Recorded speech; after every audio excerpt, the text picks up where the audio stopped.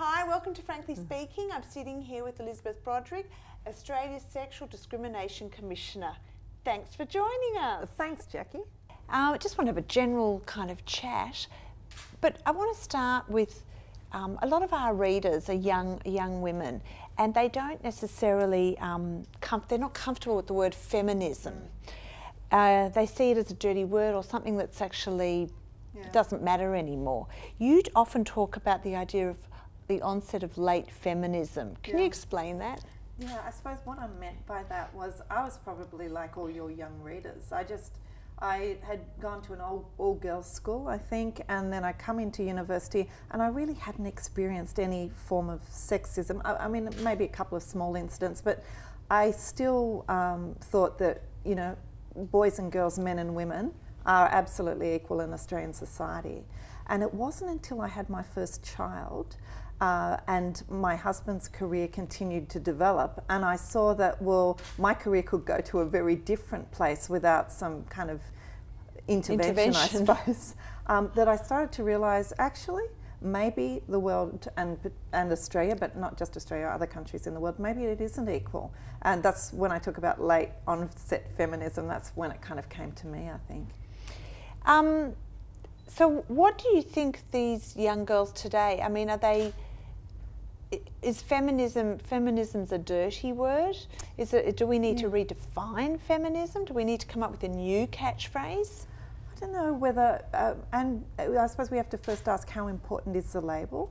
I mean, when you look at what the feminist ideals are, they're hardly revolutionary. That's about, you know, being able to live free from violence, being paid equally with men, being able to work and care, and really choose how you spend your life. You know, have choice over your own body and other things. So they're hardly revolutionary ideals. I think for most women, if you believe that you are in every way equal to men, that's what feminism is. But if that word doesn't suit you, then I don't think that necessarily matters. What I'm hoping to see is both young men and women as agents of change in the world, which will take us just to a more gender equal world, whether they describe themselves as feminist or not. What are some of the examples of sexism or barriers? Well, actually, no, we'll come back to that. Yeah. I want to actually go back because we've jumped all over the place.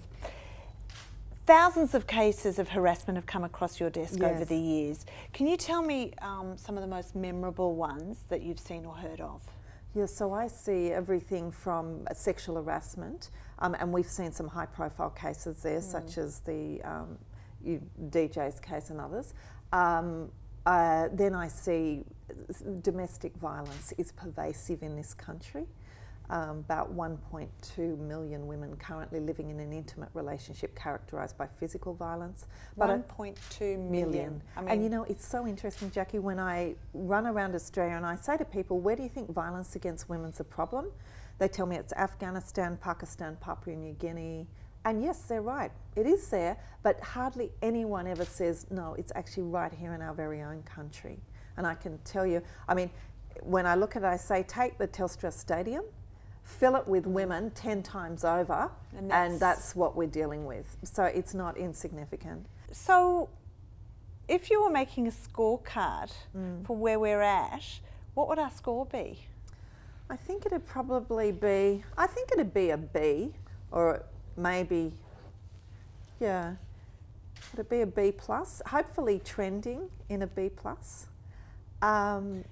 I mean, you brought up the example of a female Prime Minister, and yet afterwards, I can't remember what the exact statistic was, but it was, we did a survey, and in fact, it turned more women off than turned them on to the possibility. Yeah, and you know what? I'm not surprised by that, because when you look at the treatment, and the Prime Minister was one example, but you look at the treatment of women at leadership levels, generally women that are in public life, there's no question that's a harder road, and maybe we'd expect that because there's not a critical mass of women in those roles.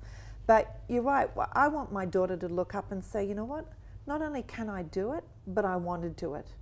I wanted to have that role because it's a role where I'll be recognised for who I am, not how I look necessarily, not how I dress, but who I am, and, you know, my place in the world. And my birthright is equality.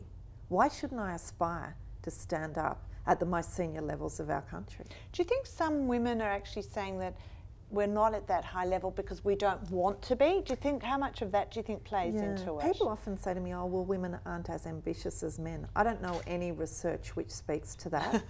I do think that women are probably, many women want a more balanced existence, and the way work happens today means that often you can't have a good balance between being your family life and your work. So maybe that's one of the things. But I think women are every bit as ambitious as men. What do you say to the women who say stop banging on about gender? Well, what I say there is gender is not finished business in Australia, and it's interesting because I meet quite a lot of those women as I travel around, and the view is when you single us out, it makes it harder for us to fit in. That's kind of what they're saying in a nutshell. So what? Keep it on the low key. Keep it low key. But I have to look back, and if history's taught us anything, it's that actually strong advocacy, showing, you know, strong role modelling and leadership are so important to progress. In any field. In any field, and that includes gender, and it's not finished business in Australia. What are some of the examples of sexism that you encountered in your years as lawyer? Because you recently spoke out about sexism. Yeah, and particularly sexual harassment. Actually, I launched a major sexual harassment campaign, and it was the first time that I ever told my story around sexual harassment. And let's face it, every woman has their story. But one of the things I know is that... can you share that story with us now? Yeah, I can. Okay. And it was, you know, as a junior lawyer trying to make my way in the firm, I was invited to a small function of the firm's top clients, and I was so excited to be included. Because I was the youngest and most junior in the room, and it was a situation where I had an interaction with one of the most important clients of a firm, who then, following that, proceeded to ring me, you know, every few days, and I remember at the time thinking, oh, and then wanted me to go out to lunch, and I remember when that happened, or lunch or dinner, and I was faced with that choice. You know, I could either say no and risk the firm losing one of their largest clients, or, you know, agree to go along to that. So it wasn't really a choice. Of course I had to go along, which I did, and got the normal story, you know, oh, my wife doesn't understand me, blah, blah, blah. And then the follow-up continuing to ring at work. And I did what most women do, the research finds. I spoke to my girlfriends about it, and between us we devised a scheme that every time he rang, he would be diverted to one of my girlfriends who would tell him that unfortunately I wasn't available, and we did that for a week, and the calls started to stop. But the reason I told my story was that it had elements of so many women's story, and that was that you couldn't, well, in my situation, because it was a client harassing me, it wasn't even sexual harassment under the law. I felt that I couldn't use any complaints mechanism because he was friends of other people in the firm.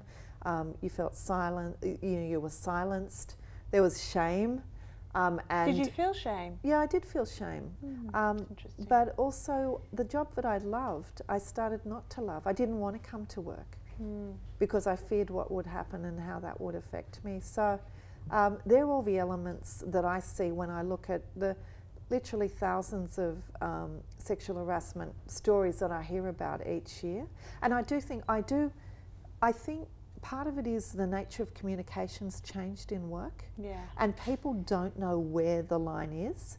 So that's what our campaign's recently been trying to do. I came together with the union movement, with Jed Kearney. I came together with the employers, with Kate Carnell and Aki, and between us, the three of us are really taking this message out into each of our But social media's changed everything too, hasn't it? Absolutely, because you used to be safe from sexual harassment when you were out of the office. That's no longer the case. And a lot of the sexual harassment I look at is sexting, you know, texting.